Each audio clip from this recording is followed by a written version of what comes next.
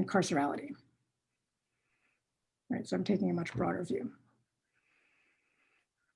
So it just I want to make sure that we understand when you say carcerality or make a reference to sort of a carceral approach. Can you define that just a little bit? Yeah, I mean, and that stems from carceral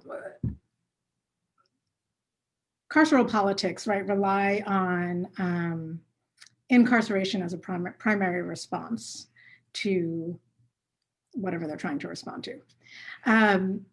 When I'm thinking about how our other institutions have very carceral approaches, I'm thinking about the fact that there are policies in place so that if you have committed yourself into a health institution and you have to be moved, in many places they'll come and handcuff you, put you in the back of a car and move you to the other institution, right? Because that's their policy, right? That when social workers are called out, especially when they work for the state, to assist with anything, there's a carceral component, right? They're thinking of possibly police involvement, but also possibly like punitive ways of responding to the situation that they're trying to respond to. So I think all of it really comes down to, and I fully admit I'm expanding well beyond like the traditional word of policing, but I think they're also connected. We can't not talk about it. That all of it comes down to our desire to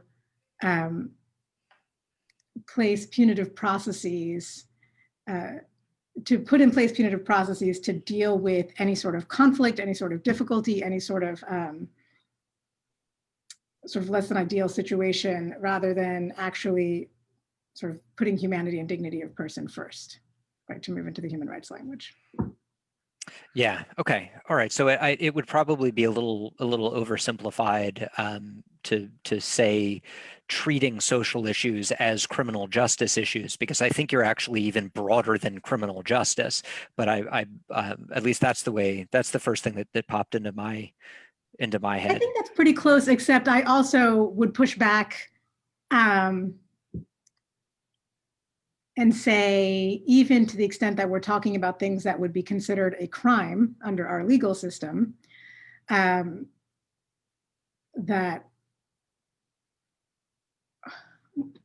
well, I guess I'll take what you said and just say, I'll just add this extra point, that anything that would be considered a crime under our legal system, I also object to our carceral approach to that, right? Like, I think that you can address those harms in another way. And we have plenty of examples of that happening, and that we don't need to bring in our criminal legal system, and certainly not the way that we do. Okay. All right. Yeah. And I changed that phrasing because Geoff and I, and Geoff, I'm going to you next. Geoff and I have an op-ed several months ago in the Atlantic where, among other things, we make the argument that we, as a society, we have over-relied on police specifically to deal with a range of social issues that it's probably not appropriate for them to deal with. Geoff, you want to pick it up, and we're still talking about sort of the definition of policing. Well, I was just going to move maybe a different direction and say that, yeah, we study those who have to enforce those rules, and whether they're the sworn police we've talked about, or sheriff's deputies, or federal officers. There's also a very large group, and perhaps more of the private police than public police, and the relationships between the sworn police and private security, if you will, because many times we're seeing maybe far too often the private security people functioning as real police, and some of the harms that they can do to people and to bodies, if you will, really need a lot of attention, and I don't think we give them enough. I don't think we understand enough of what authorities they have and what kind of training they get to function in society. So I think that's a big issue. So I mean, I certainly agree that these paradigms can be far-reaching and way beyond what we traditionally think of criminal justice. But someone's got to do it, and who are the people? Who are the functionaries, if you will, of carrying out these policies? And I think that's where we, at least in criminology and sociology, that's kind of what we look at in terms of the empirical studies. And Kirk, you bring a different perspective to this. Aparna mentioned the social work example exactly, and I know you have a pretty good background there. How would you define or think about policing for this conversation? Yeah, probably for this conversation, I'm somewhere in the mix of everyone. In our particular research study, as we work with activist groups in a couple of different cities in the U.S., I mean, we are specifically looking at those sworn officers and the relationship between local police, local law enforcement, and and the community itself. The folks that we work with are very zeroed in on that particular relationship and have been working toward accountability for law enforcement, for excessive use of force, for over-policing of African-American communities, specifically lower income African-American communities. And so, as I think about this, certainly, I agree with Geoff and Aparna that we have to, there are lots of other ways that policing happens. But as I think about it for my own current work, it is very specifically focused in on the sworn uniformed law enforcement.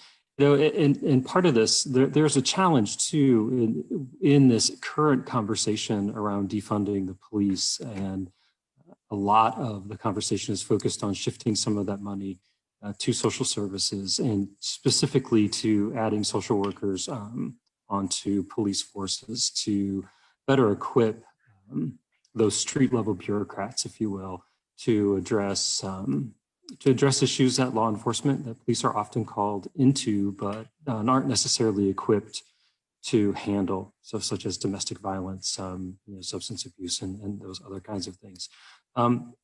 But I also, as a social worker, as a professor of social work, one of the things that I want to add to that conversation is a little bit of a cautionary note that that throwing social workers into the mix isn't this massive quick fix. That there are other issues in law enforcement that have to be addressed before we throw social workers into the mix. And there are many social work academic leaders that have come out with their own op-eds about how adding social workers to law enforcement at this stage is not, it actually is not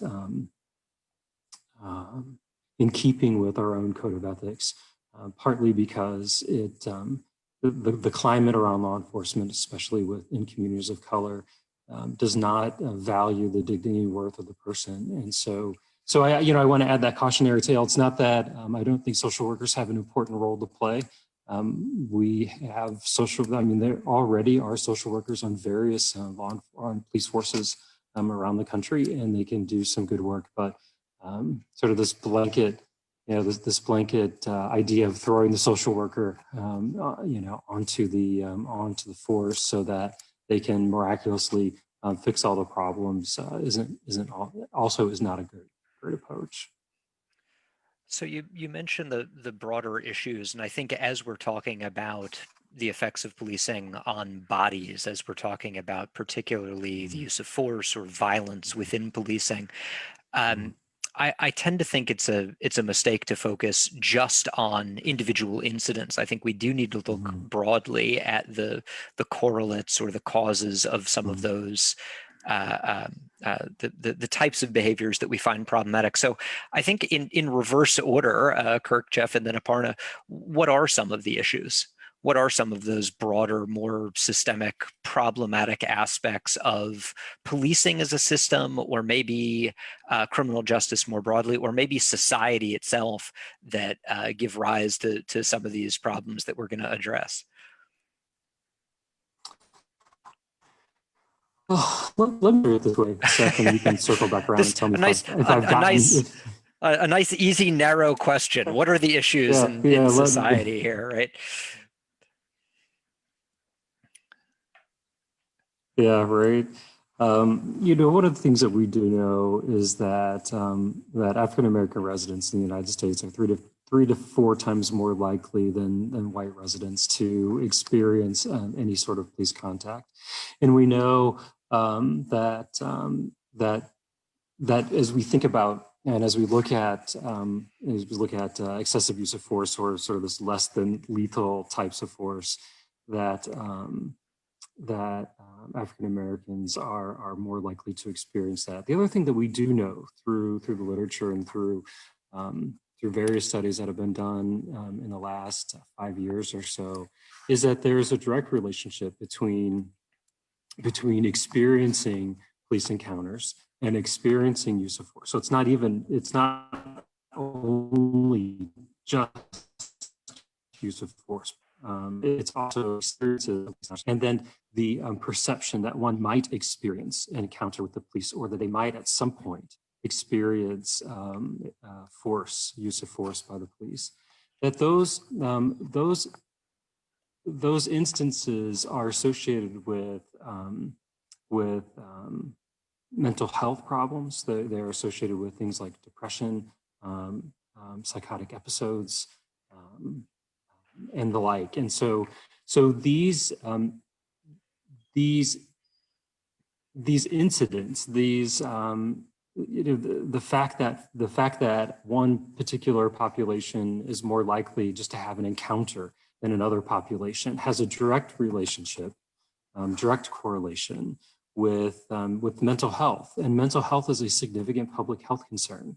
And so what happens then, we might assume that individuals then fear even calling the police when there's ample reason to do so. One of the things that some of the scholars measure, and that I'll be measuring, is how likely do you think the police will come if you call them?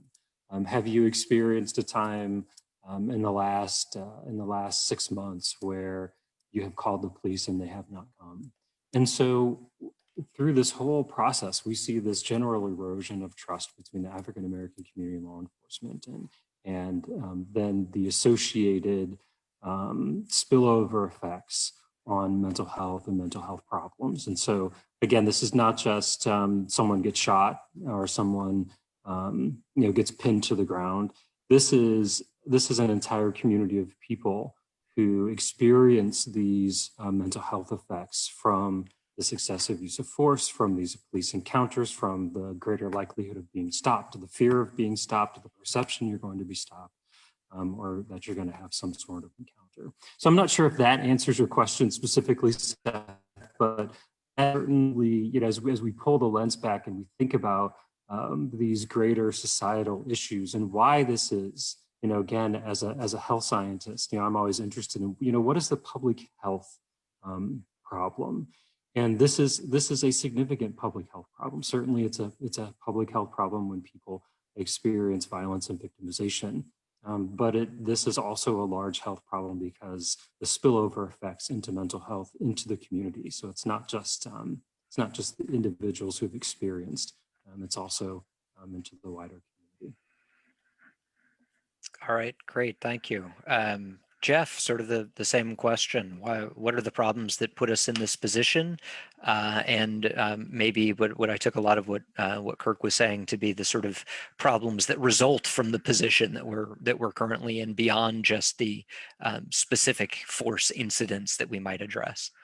Well, I think it's important to understand that the research is not complete. Depending on how you frame the question, and then how you ask the question, and then to whom you ask the question, you're going to get different results. It isn't everyone who has these concerns. It isn't every department that uses excessive force. I'm not sure we know what excessive force is. Officially, we don't see very much of it. Very rare a police officer will write down, "I used excessive force." So now we have to use body-worn cameras. We have to use all sorts of other information and data to determine what we think it is. And then, of course, it's the courts that end up, particularly the civil courts, that end up looking at uses of force that are ruled excessive. And I also want to mention something that hasn't come up yet, and this is when we do our public opinion surveys, it's so interesting because Kirk was talking about the different groups that have interactions with the police, the social interaction area, and we see opinions of people and the trust and confidence that he was talking about. But what we really see is the vicarious opinions. If you talk to, and we've interviewed a lot of people at the jail who've recently been arrested, and we talked to them about their experience, and then we talked to other people about their vicarious experience. They've never been arrested, they've never had contacts, but grandma did, or my uncle, or a cousin or a relative, and it's like that game you play in the with your fourth graders that you whisper something in an ear, and then by the end of the group, it's just a totally different experience.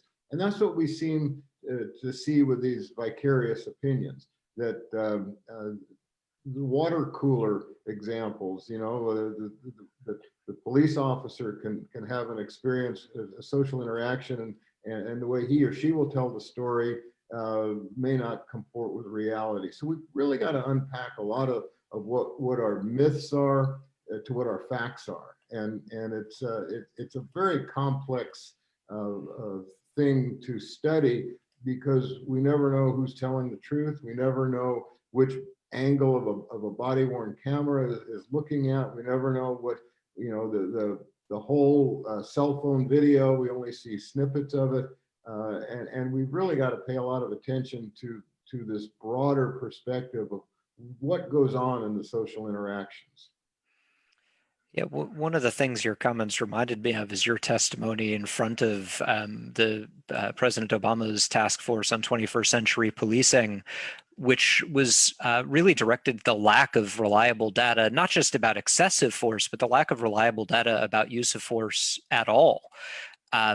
We know how many people are shot and killed by the police because primarily of the Washington Post or Fatal Encounters and KilledByPolice.net, but we don't have anything resembling national, statewide, regional data on taser use or baton use or the like. If we don't have basic data on how often force is being used, regardless of how it's classified as excessive or not, then you can imagine how much more frustrating it is to try and figure out what excessive force is, what those rates look like.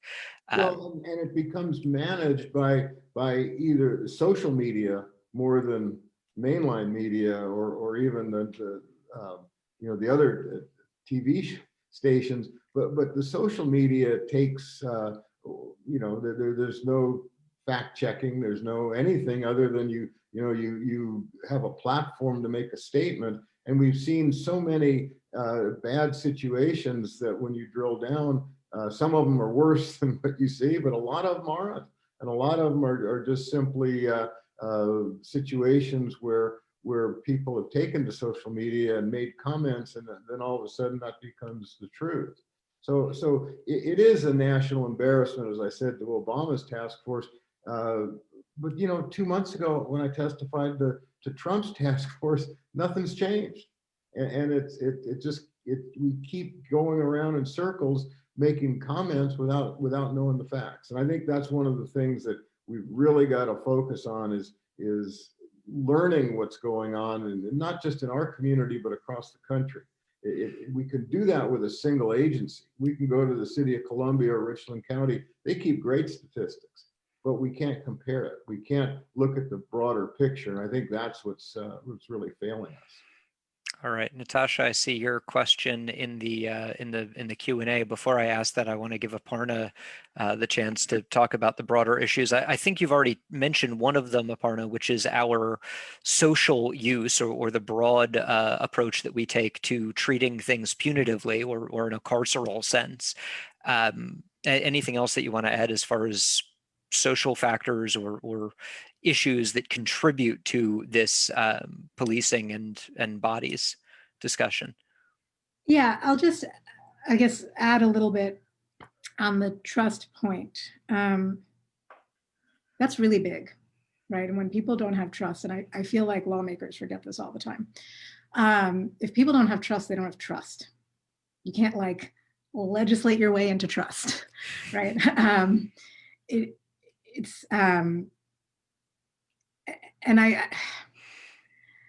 The lack of trust this is why I keep saying it's so much bigger than police. And this is also why when I was first asked to be on this panel, I was like, are you sure you want me? Because the lack of trust among some communities absolutely pertains to interactions with policing, but also, sorry to repeat myself, interactions in schools, interactions with transportation authorities, which are basically police at this point, interactions with healthcare providers, right? There's so much institutional exclusion and oppression that that like this lack of trust develops over time, right? And some of it is generational, but you're not, I just don't think the answer is necessarily, figuring out this, like, what about these singular instances with police, or what about, what are police doing in these like 2 or 3 areas? Let's fix that. Like, there's way, way bigger issues when entire systems, are pressing you, right? You're not going to just rebuild that trust. And I think that trust is really where we need to focus if we're talking about finding, responses to harm. And then just to Jeff's much earlier point, when you were talking about we need people, right, to enforce. I don't even know that we always need to. I think we need people, right? We need people you can call. We need someone you can call. And I'm 100% on board that when we overuse the police. There are certain problems where like you shouldn't be calling the police. We need somebody else that you can call who's better trained for whatever situation. But I think also this assumption that it can't be radically changed, or maybe that's what I'm hearing, so I'm imputing that, or what we need to do is just add more to what the police are doing by adding social workers or adding more rules or whatever. I don't know that that's going to get us there, right? I think we need to be much more transformative in our approach and really shrink the footprint of the police in a lot of ways, if what we're really looking for is better relationships between communities and larger institutions. Yeah, that comment and really all three of you have made points that in some ways it's a mistake to think of policing or criminal justice, if you want to go one level out, as a system, an exogenous system, right? That is just part of the system, the society that we exist in. So I have previously made the potentially controversial comment, but that I will reiterate here. I don't think we have a race problem in policing. I think we have a race problem in society that is reflected in policing, because policing is part of society, and in some ways is magnified because of the particular nature of police interactions. I don't think it's a difference in kind. I think it might be a difference in degree. Aparna, your last comment is a perfect jumping off point, I think, for Natasha's comments. One of the very public conversations has certainly been on defunding the police. I'd like to clarify first that I think that is susceptible to a whole range of different meanings, and I think people can mean different things even when they are walking next to each other saying that. Natasha's question is why that phrase? the phrase in the comment window, the phrase is criticized because it sounds punitive, punitive towards the police in that case, and may actually be failing to convey the ideas that people may want to be asserting. To Aparna, your point, or Kirk, your point, why not fund our communities instead of defund the police? So I guess because this has become such a powerful rallying cry, it would be helpful to get a sense of what you think defund the police means, or maybe the range of meanings that it might have, and where that fits into the conversation that you're having, if at all. And I'm going to shake up the order and suggest we go Geoff, Kirk, Aparna, and then we'll go, I don't know, backwards from there. I think that my sense when I hear the term defund the police is more of a meaning of let's shift resources. And where you get the resources is from the police budget, and you can then reallocate those funds to other agencies or other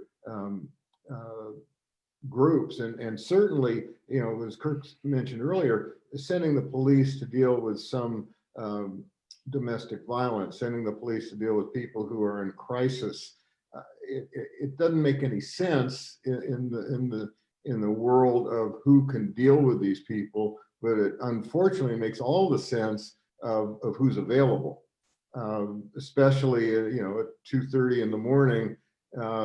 You know, where are you going to find a mental health expert to go out, and the first one who gets shot or shot at or beat up is probably going to be the last one who goes out late at night. So there's some real practical issues that I don't think have been thought through. I think conceptually it's absolutely imperative that we take these even, you know, the low-hanging fruit, for example, be school resource officers. What in the world are cops doing in schools? You know, it's almost embarrassing. They're not, even though they go through their training, they're not there. They don't know how to deal with these kids. They're not, they shouldn't be there. And but where's the money? You know, if we take first of all, are they even funded to do that? And probably the answer is no, or not very much. So you take what little money they may have, and you give it to someone else. Well, it seems to me that the school district should be dealing with their disciplinary problems. You know, if you have someone with a weapon, or you have someone where you need to call the police, call the police. But having cops in the schools seems counterproductive. And that's the low-hanging fruit. You get more complex with, and I remember the phrase a colleague of mine taught me, you know, how's a police officer going to determine if someone on the street is mad, bad, or sad? You know, when a shrink can't do it except on the couch over a period of time, how's a cop supposed to do it in 3 seconds, you know, just to talk to someone and determine what the issues are? So I think defunding the police is really a resource allocation question. And I think, yes, if we can provide the funding to different agencies, but we better fund those agencies first to see how it works before we take the obligation away from the police, or we're going to have a big void in society. This is the someone is going to be calling for some type of help from someone. So who's able to respond, right? And we have fire departments, we have paramedics, and we have police. Those are basically in the vast majority of jurisdictions, assuming you have all three of those are the 3 24-hour first responders that you have. Well, Seth, you're forgetting the Ghostbusters. Don't I wish. And historically, at least, paramedics and fire departments have been much more either able to or willing to say that's not a problem for us. We're not going out for that. And that hasn't been the case for policing. I think that's part of the point you're making, Geoff. If the police get called, if 911 gets called and the fire department isn't going to take it and the paramedics are going to take it, that leaves it to the police. So maybe we need to build up that other capacity. Kirk, thoughts? Yeah, so you're right. I mean, this is certainly, when people use the phrase defund the police, there's a range of meanings behind it, and they are as varied as there are individuals. I will say that the groups that I work with, primarily in St. Louis right now, that's their rallying cry. And what I've heard from them time and time again is that if defund the police is not your mantra, then we don't want to work with you. Not speaking to me, but to other groups and individuals. And so I think it ranges from, as Geoff intimated, just a resource reallocation, shifting some money from police to social services, other types of family services, human capital building types of activities. I also think that in some circles, there's been a target specifically on funding for militarized equipment that police departments have amassed over the last decade or more. And so to reduce the ability of police departments to purchase and retain military style armored cars and assault rifles and the like. Then I think on the far extreme, in the folks that I've talked to, it's we need to dismantle completely the police department and start over. And so defunding the police means just eradicating the police force and revisioning what it means, harkening back to what Aparna said first, rethink what it means to police and look at the various ways that folks are policed and surveilled in society and restructuring that. And so honestly, I think, certainly there is variation between those touch points, but I think those are the main touch points. You have resource allocation, then you have, specific target on militarized aspects of the police forces, and then you've got this complete disbanding the police and moving on to something else. Yeah, that last part, the police abolition or abolition movement. Good. Aparna, before you jump in with additions, I want to answer, I think part of what I take Natasha's question to be is why the particular terminology of defund the police. And one reason might be what social psychology tells us about the way we communicate public messages, and that's anger is much more communicable than anything else. It gets more play in social media. It's easier to transmit in the sense of it being a stronger message. That is, it carries further than an angrier or more punitive message may just be stronger, which is not necessarily to suggest that it's better. Aparna, with defund the police and the range of things from. Go ahead, Kirk. Sorry. Yeah, no, I just wanted to add to what you said, Seth, and I think you're exactly right. And when I teach community organizing, and one of the examples I use with my students is if you're speaking in front of a school board and a group of concerned citizens about additional funding for the school, and you talk about, well, there are, we see rodents around, and we see insects. That's one way to convey a message. But another way to convey a message is we see rats in the cafeteria. We see cockroaches crawling in the closets. And it's just, it's the same thing, right? Rodents, insects, rats, cockroaches. But it is a stronger, more compelling message when you paint a different kind of or you paint the picture with a different kind of brush. And so speaking to Natasha's point, defund the police carries a certain, it's a certain brush that we're going to paint this picture with. And it's time, I think what at least the community activists that I work with would say is that it's time to defund another group, because you have defunded us for so long.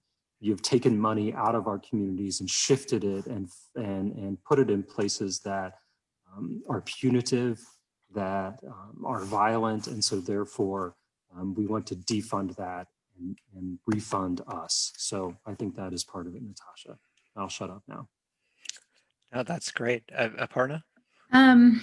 Yeah, I mean, I'll say, I don't know. I don't know why leaders have seized upon this terminology. I think in a way it's because actually it's more palatable for some people to hear defund than abolish, coming from the other perspective.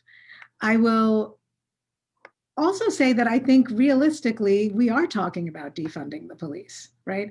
I mean, I've talked before to my prior answers here about how it's bigger than the police, because I think we need to understand that policing is so much a part of life beyond just people in uniform, right? That we get when we call 911. But a lot of it has to do with those particular police as well, right? So they are a source of violence. I mean, you can't disagree with me on that one, right? They're a source of violence. They may be a source of other things, but they are a source of violence. When VAWA was passed, like the result we saw was an increase in criminalization, the Violence Against Women Act, and also lots of funding going towards that. So money wasn't just being taken away from community groups, it was actually going to policing. And I mean, it's been said already, so I'll just say it again, the police are not the best answer to address this kind of violence. So, I mean, partially because, yeah, it does mean defunding the police. I mean, there's a lot of anger directed at police because of the impact that it has on communities. Now, I will say, funding, just in response to one part of the question, funding our communities and providing greater resources is definitely one of the end goals. The answer would not be, just to echo Kirk, to bring in other people to work alongside the police, right? And just sort of, again, expand the police footprint, because that's really what's going to happen. But to come up with something altogether, different altogether.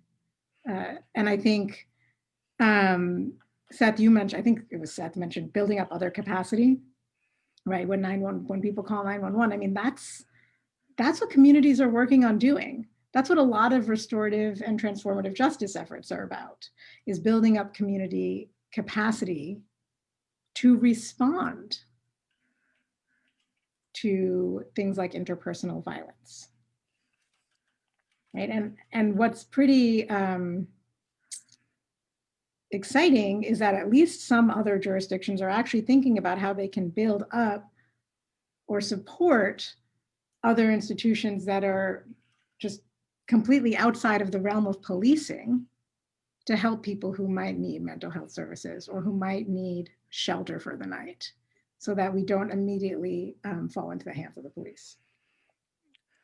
One example of that might be Cahoots, the Crisis Assistance Helping Out on the Streets program in Eugene, Oregon, which has diverted mental health crisis calls from the police to this this public-private partnership, the Cahoots response.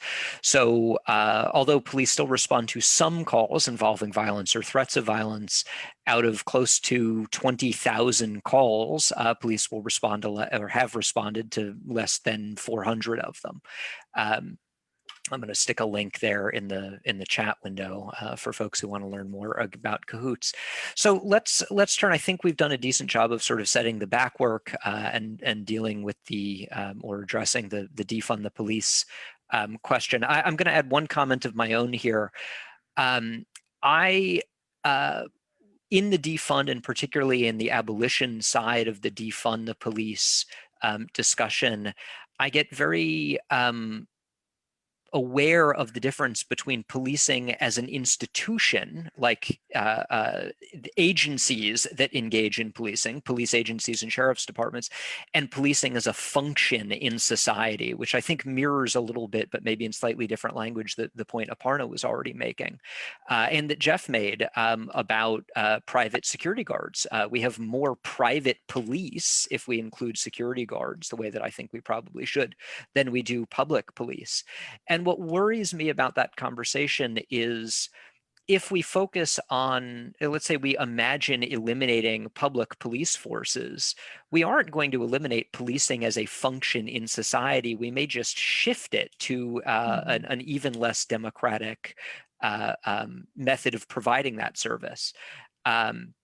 Certain neighborhoods are still going to have policing services, whether they buy it from private vendors or whether it's government provided.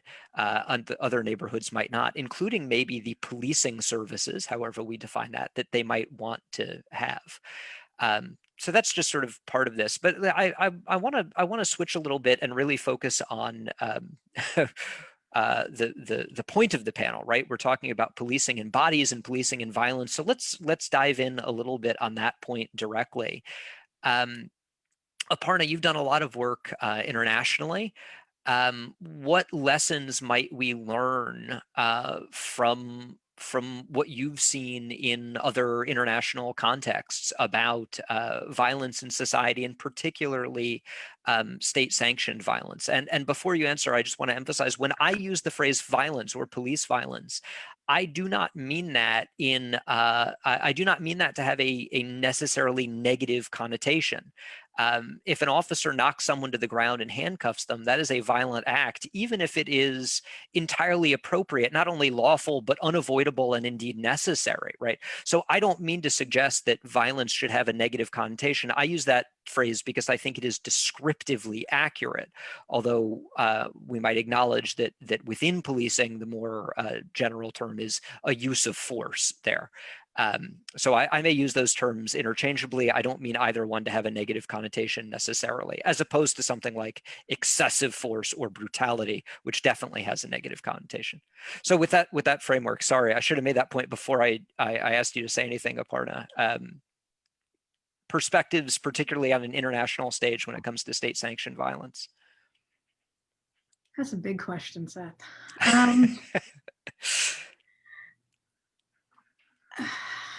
I hope that's a good thing. Yeah, there's gonna be a little bit of silence while I think about my answer.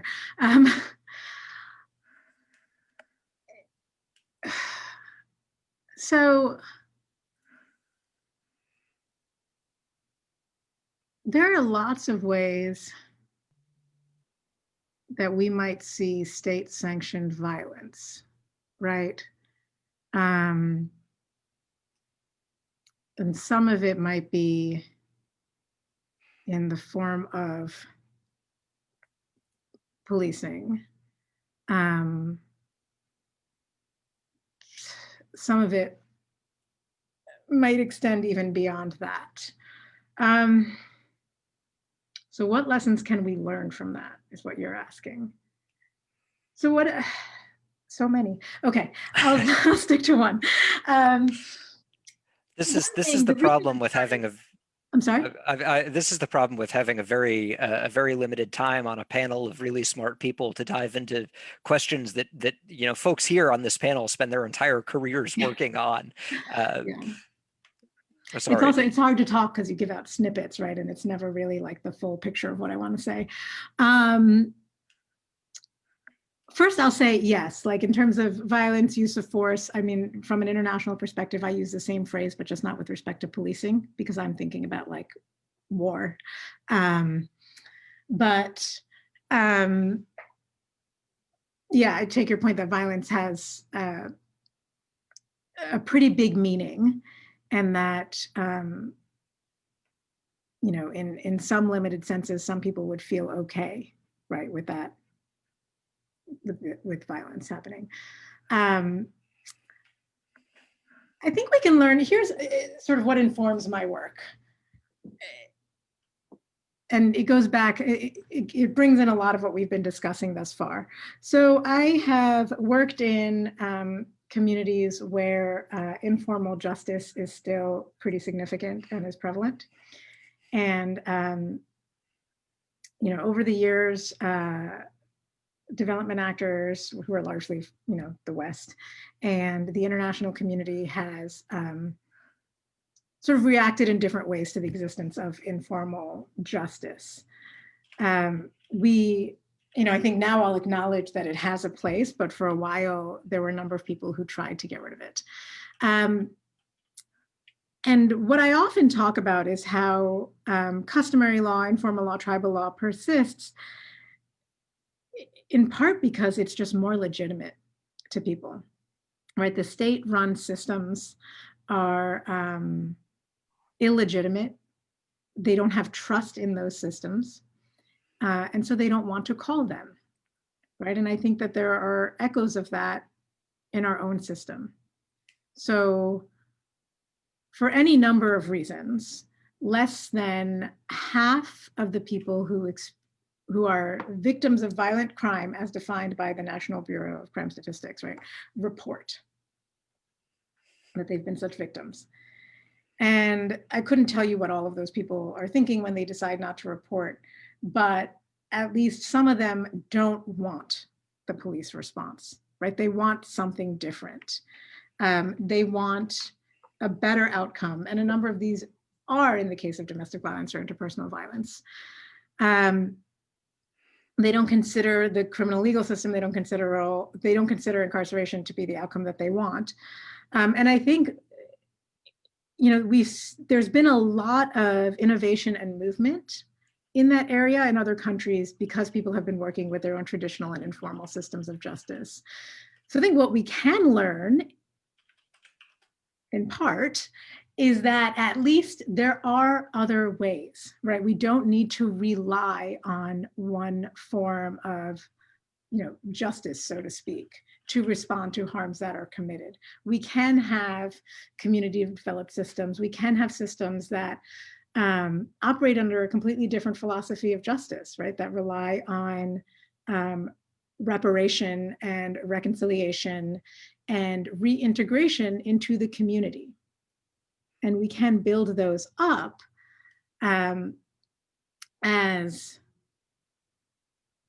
those other ways, right, that you mentioned before.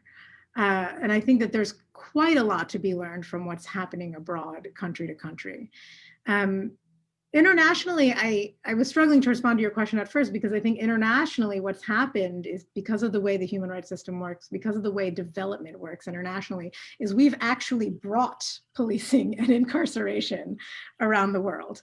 And we're starting to question that and rethink that as well, because it's just not taking. Yeah, all right. I'm gonna go in sort of reverse order here. So to Kirk and then Geoff, thoughts from your perspectives, particularly on the issue of violence and here police violence. I'll circle back around, Seth, to my opening comments, and that is we have to recognize that police violence or police victimization has real mental health consequences for populations, and that if we talk about, again, this is a panel on policing and bodies, and that's an important part. That's an important part of the body that we have to consider. And I'm not sure that a lot of folks oftentimes consider the wider community health impact that police violence and police victimizations had, primarily in communities of color, African American communities, and others. And so, as we grapple with it, as we grapple with these, as you put it, lessons to be learned, I want to keep that front and center, because we think about we think about the actual experience, but as as Geoff was talking about earlier, it's these vicarious experiences as well that are also deeply troubling, deeply impactful for the wider community. And I think I'll pause there and bounce it over to Geoff, and then if you have any follow up. Well, as a good researcher, my first comment is we need to know more. But to be very specific, we did something a few years ago where we, it was Richland County, where we interviewed the officers about their calls for service, and particularly where force was used or violence was used, or what they call response to resistance was necessary. And then we actually went to the Alvin Glenn Center and talked to the arrestees and got their story, got their account of what happened. And it really, I mean, I've been doing this a long time, but it really shocked me as to the differences that we heard from the officers, and then we heard from the arrestees. And we ended up focusing on marriage and the family literature, kind of, and looked at the literature on divorces, where people, the family researchers had talked to the husbands and talked to the wives, and concluded that it was like two different stories and two different lives. And that's exactly what we found. We found that the officers were talking about their fears, what they thought to be the threats and the risks taken by the suspects, and how that required them to respond. We talked to the suspects, who were talking about the overreaction of the police and why they had to do certain things. And we're still not at a good place where we know what happens in these social interactions. And I totally agree. This is way beyond where the police should be responding, but that's all we got. And then, I went to college in the 60s, and I remember all of the arguments about changing the political and economic and social structures of society, and that's the only way we're going to make progress. And the Angela Davises of the world, who are my heroes, but we haven't done much. We're still struggling with these same concepts, and therefore we're still struggling with the same requirements of the police.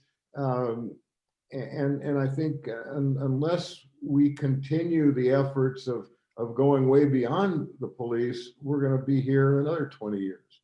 So I think that we don't know enough about the police violence, why it happens. We don't know enough about how the citizens, what they need to know, what we need to know when we're interacting with the police, and the police need to know when they're interacting with us, and we just keep spinning our wheels. So I don't think we're making much progress on any of these topics, whether we knowing very little about what happens, and certainly making strides to improve it.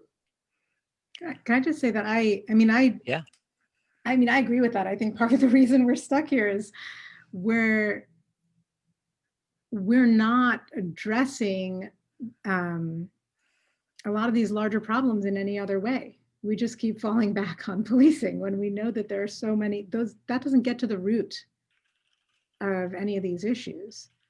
And maybe if we could actually shift our focus, which I think is what part of the movement is trying to do, right? Shift the focus. We could sort of, this would be a different question for Seth and Geoff to address. Maybe they could write different books, but part of it is we keep relying, we keep falling back on this paradigm of like, let's criminalize, or maybe if we don't go that far, let's just like bring the police into it. When we know that's not really going to get to the root of the problem. Well, let me add, you had mentioned cahoots. Well, I'm from Eugene. I went to school in Eugene at the University of Oregon, and I'm very familiar with all of that. I saw that Oregon, in fact, when I was in college, they decriminalized small amounts of marijuana. I saw yesterday they decriminalized small amounts of cocaine and Oxycontin and heroin. So, maybe this decriminalization movement is going to have an impact. I'm not sure which direction it's going to go, but I think you said earlier we can't legislate our way out of this. And Eugene's a very progressive city, but you know, it has its own share of problems. So I don't know where we're going. And yeah, I was brought up with the whole idea of let's look at the root causes. And let's, you know, in terms of like juvenile delinquency, let's not study the juvenile delinquents. Let's study the kids that aren't juvenile delinquents. What is it about them that that kept them away from the delinquent behavior? We're just not doing a very good job of keeping up with that. Let me pose a potentially provocative final question to everyone. And the question, what I'm trying to do with this question is channel the objections that I have heard to looking systemically or broadly at police use of force or police violence. So the question is as follows. Why should we be dedicating so much time and effort to thinking about this? Because if we wanted to see less police violence, particularly in the narrow context of policing in the uniformed sense, right, the sort of normal casual sense that we use that, if people just did what they were told, we wouldn't have police violence, right? I'm sure this is a familiar question to all of you. Before you answer, I want to note part of what Geoff and I wrote about in that op-ed that Bingo posted earlier was the observation that we've been having very similar conversations about policing, about very similar aspects of policing, police culture, how we use police in a very public way. We've been having those conversations going back almost 100 years, going back to the Wickersham Commission and prohibition enforcement. I almost remember that. In some ways, these conversations are really nothing new. And as a policing scholar, it can be a little disappointing to see that we're still having the same types of conversations that we've always have. But to what Aparna mentioned earlier, I also think there's some reason for optimism because we have seen policing in society improve in at least some ways. And we have examples from other countries where we can maybe see a future path. So again, I should have made my own comment before I asked the panelists the next question, but too late. That is a ship that has sailed under the bridge on the water or something. So deal with that assertion directly. Look, if we want to reduce police use of force, then really we should be focusing on reducing community member non-compliance or resistance. And I don't remember what order we're in. I think we're in Geoff, Kirk, Aparna again. Yeah, Seth, let me take that one on because we did a project in Miami years ago where we went into the high schools and we talked to the kids.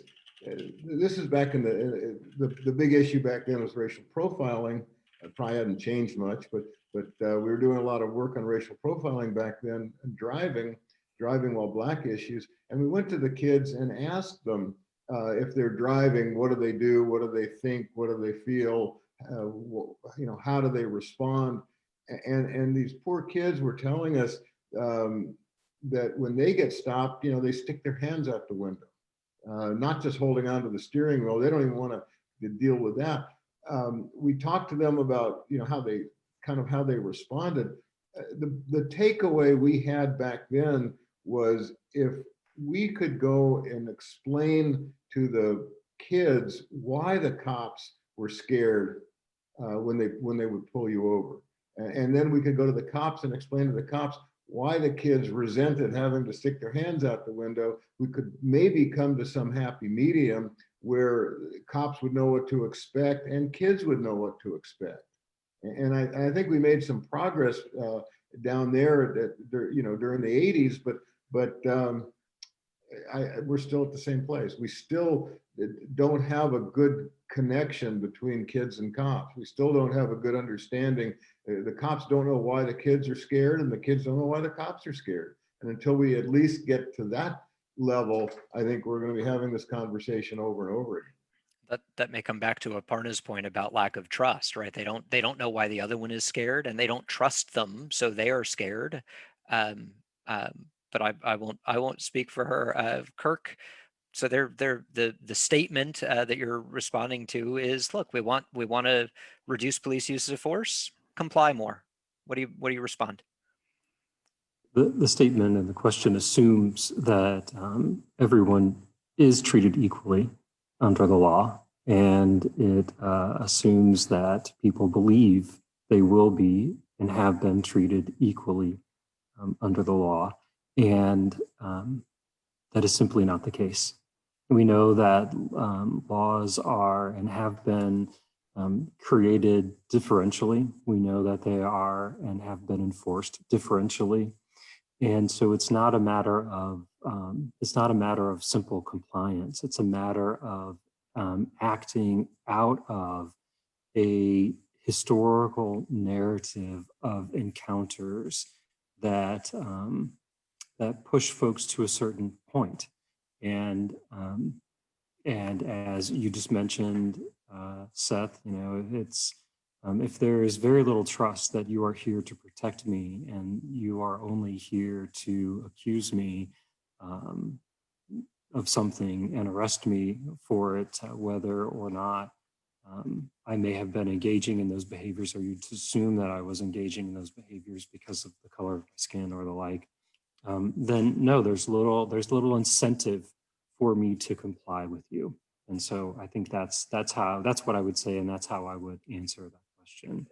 Let me also say one other thing, Geoff, and that is we also the reason that we continue to have this conversation is because while folks like Geoff and you, Seth, and Aparna have worked to get police departments to reform themselves, and police departments have done more different kinds of training and have been under certain consent decrees, we still see this problem happening. And so again, that is why, that's why we have this conversation, and that's why we're still talking about it. And I know that's sort of speaking to your first part of your question, rather than if people will just do what they're told, then we wouldn't have this problem. But so I just wanted to say that, that's why we have it. And the more things change, the more they stay the same, as the adage goes. So Geoff, sorry to cut you off. I just wanted to add, we do know empirically that when people are stopped by themselves, they act very differently than when they're stopped in a group. And when we've interviewed them, the qualitative responses, we've kind of interpolated that they're showing off. They don't want to be, they want dignity. They want to be able to have stand up for what they believe in, and they don't want to be put down in front of their friends. And I think that issue of giving someone dignity is so important. I don't think cops are trained very well in empathy. I don't think cops are trained very well in dignity. And I think that yeah, while we're just tinkering with the system, we got to start somewhere. Yeah, I take a chunk, Kirk, the first part of your comment to come back to trust in a very real way. And the difference, as I've articulated it, the difference between expecting compliance and earning cooperation. Why would we expect someone who to comply when they don't trust that their compliance will actually be treated as such, and when we haven't done the work as a society of earning their cooperation? So maybe there's a bit of a response question, right, to, well, if we don't want more use of force, then let's see more compliance. Well, if you want more, or if you want less resistance, then do the work to earn the cooperation so people resist less often. I think that's part of what you said. Aparna, you get the unenviable task of finishing off our conversation here. So last brilliant thoughts. Well, first I should add that I should clarify that my work is not, sometimes it involves the police, but it's not directly just with the police. I'm really about building alternative mechanisms, right, to address conflict and harm and to respond to conflict and harm. I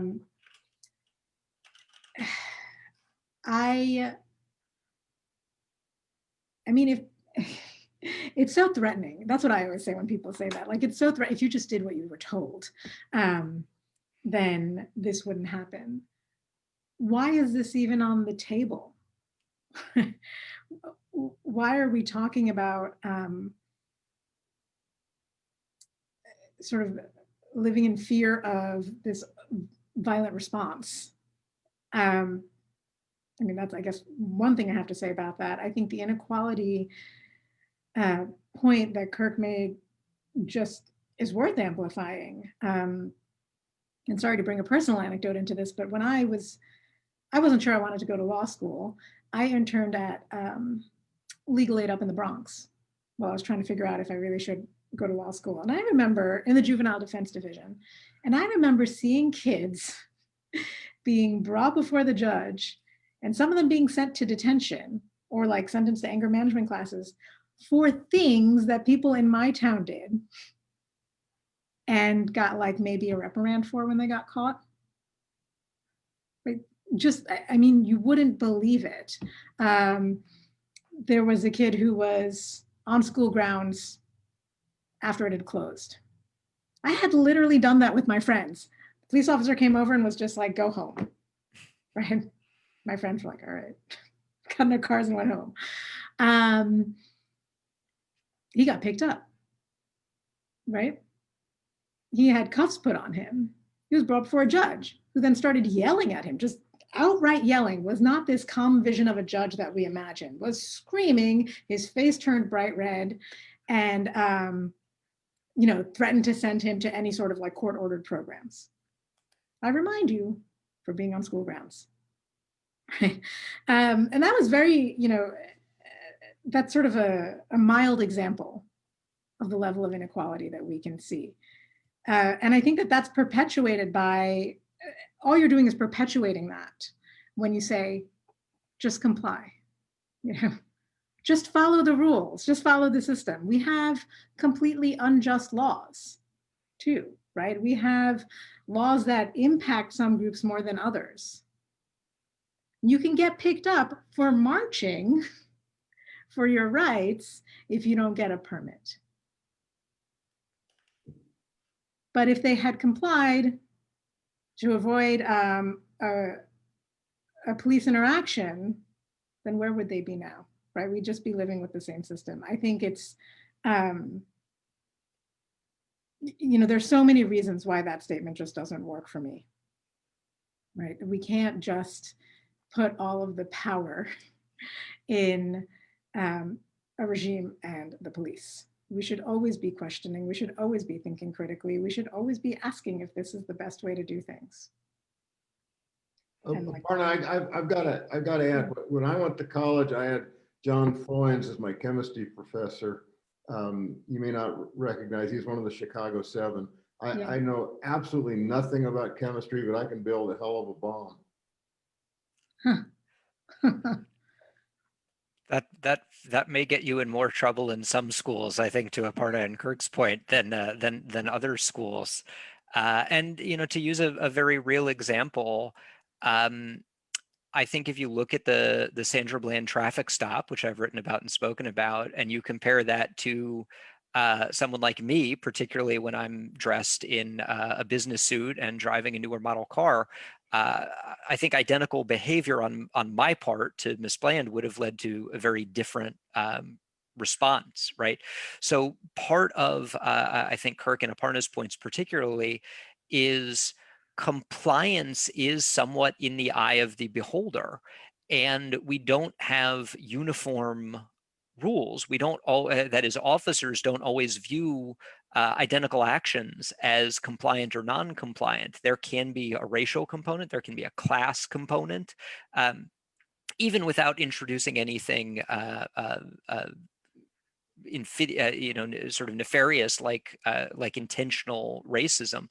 The way that we structure, and Geoff has written about this, the way that we structure social interactions by playing off cues of each other, by expecting a certain level of deference and then not getting it. Well, how much deference we expect in this concept of asymmetric deference norms, how much deference we expect are set up by race and class or perceived class, or gender for that matter, right?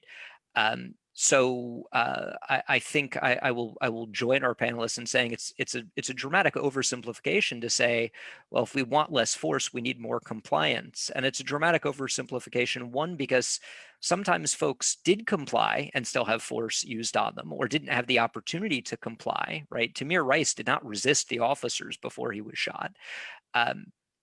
Two, sometimes what we mean by compliance can differ in problematic ways from person to person or encounter to encounter. And the third version is, even if someone is resisting or non-compliant, even if they are doing so in a way that justifies some use of force, it may not justify the level of force or the severity of force that officers use. So my personal problem with that response is it suggests that any degree of resistance merits any forceful response. And that's certainly not the case. Sometimes noncompliance or resistance does, in fact, require a forceful response. Sometimes it doesn't. Sometimes a verbal response can be sufficient, or sometimes a less forceful, less severe use of force can be sufficient. There's so much to think about and so much to talk about, and I appreciate Jennifer bringing us in for this conversation. I apologize to everyone. I know there's so much more to say, and we didn't have the time to cover it. So thank you to my co-panelists, to our interpreters, Lisa and Margarita, for helping us do this, and of course to Jennifer for getting us to talk about this in the first place. So I could listen to y'all all day. This is a great conversation, and I appreciate you taking time out of what I know is a busy schedule. I do want to say we're grateful to our sponsors for this, including the School of Law and the the Institute for African American Research, the Center for Civil Rights History and Research, the African American Studies Program, and the Institute for Southern Studies here at the university, as well as the South Carolina Human Affairs Commission. So thanks to you all again. Hopefully we can continue this conversation into the future. This is not something that's just gonna stop once this panel is over. It's a lot of work to do. I do want to share with our attendees that our next session starts at 4 o'clock, and it is actually a dialogue activity. So it's going to be a meeting, not a webinar, and with Dr. Ed Lee from the Barkley Forum on Debate at Emory University. So again, thank you all, and be well. Thank you. Thank you. Thank you.